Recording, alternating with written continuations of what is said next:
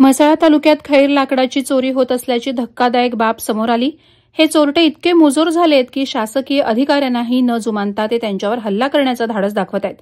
गुरुवारी सायंकाळी असाच एक चोरीचा प्रकार घडला, मात्र या प्रकरणाला थरारक वळण मिळालं।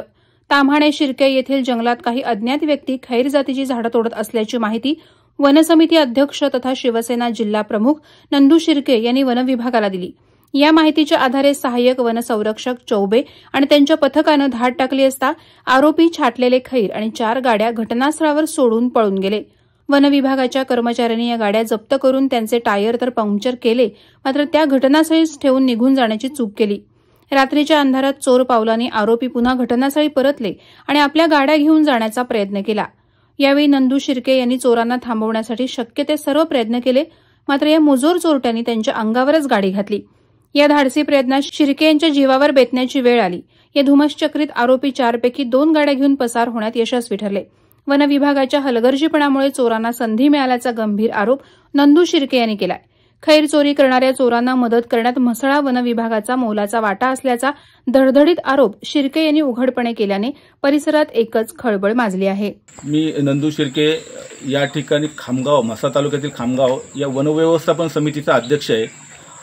काल संध्याकाळी 6 वाजता ताम्हाणे शिर्के या ठिकाणी खैर जातीची ही जी लाकडं आहेत ती चोरांनी त्या ठिकाणी तोडून ठेवली होती आणि आम्हाला नंतर संध्याकाळी 6 वाजता समजलं।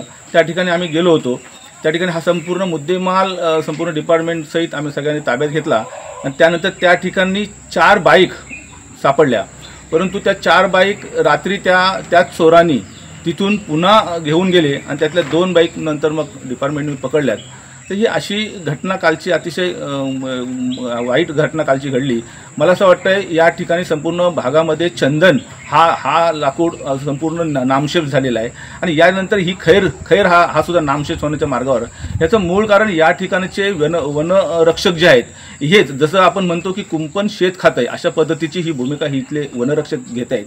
मला असं वाटतं याच्यावर कुठेतरी सखोल चौकशी व्हायला पाहिजे आणि जेणेकरून इथला हा खैर जातीचा लाकूड आहे हा वाचला पाहिजे, जेणेकरून आपल्या भविष्याच्या पिढीसाठी आपण सांगू शकतो की हो आम्ही हा लाकूड वाचवलेला आहे। वादळवारा लाईव्हसाठी निकेश कोकचा, म्हसळा। नवी मुंबई व रायगड जिल्ह्यातील ताज्या बातम्या आणि घडामोडींसाठी सबस्क्राईब करा वादळवारा लाईव्ह चॅनल आणि दाबा बेल आयकॉन।